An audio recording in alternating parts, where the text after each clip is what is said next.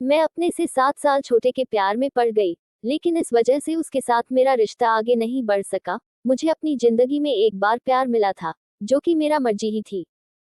वह बहुत ही अच्छा लड़का था।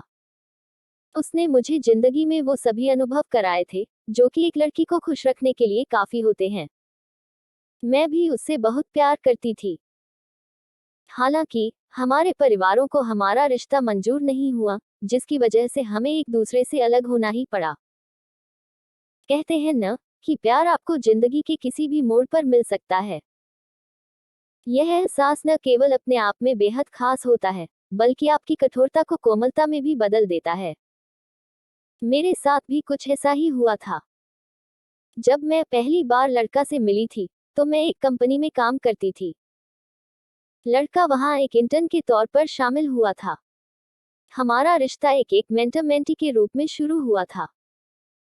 वह घंटों मेरे साथ बैठकर हमारी कार्य प्रक्रिया को समझने की कोशिश करता था। उसे काम सिखाना मेरे लिए भी नया नहीं था। ऐसा इसलिए क्योंकि गर्मियों में हमेशा ही एक दो लोग इंटर्न के रूप में काम करने हमारी कंपनी में आ ही जाते थे। हाँ, मेरे लिए यह बहुत आश्चर्य की बात थी कि मैं उसे जब भी किसी काम के लिए कहती थी, तो वह उसे बहुत ही आधे अधूरे मन से काम किया करता था। मैं अक्सर सोचती रहती थी कि इतना तेज तर्रार लड़का साधारण सा काम कैसे नहीं कर पाता है। एक दिन हम सभी साथ में काम कर ही रहे थे कि मेरी अपने एक सहकर्मी के साथ बहुत बुरी बहस हो गई। उसने मुझे डराने के लिए गंदी गंदी गालियां देना शुरू कर दिया।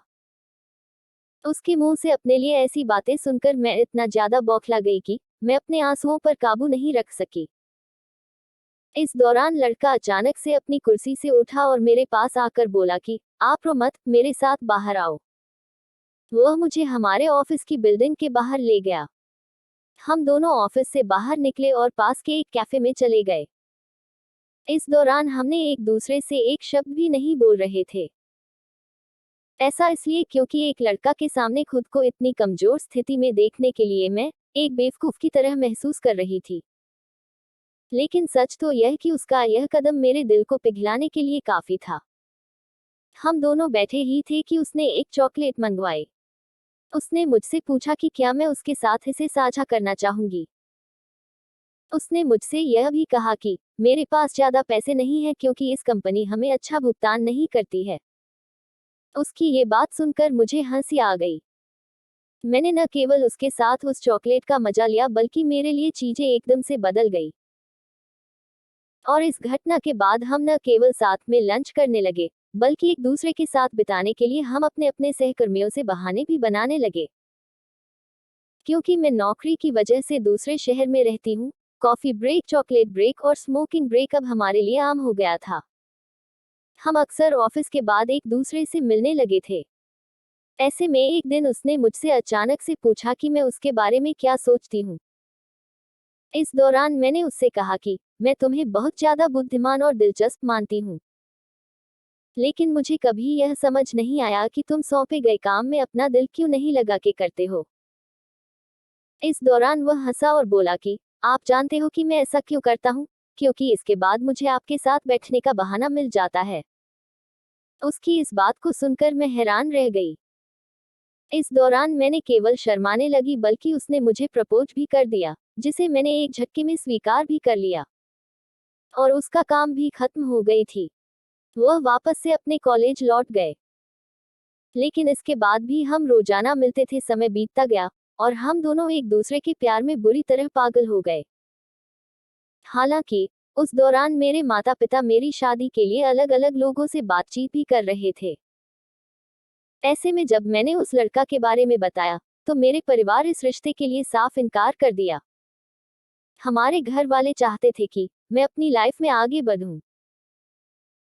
हम दोनों ने अपने अपने परिवारों को मनाने की काफी कोशिश की, लेकिन उन्होंने कभी भी इस रिश्ते को स्वीकार करने से मना कर दिया, चाहे हम एक दूसरे से कितना भी प्यार क्यों न करते हैं। यह मेरे जीवन का वह समय था जब मैंने अपने दिल को एक तरफ रख दिया था।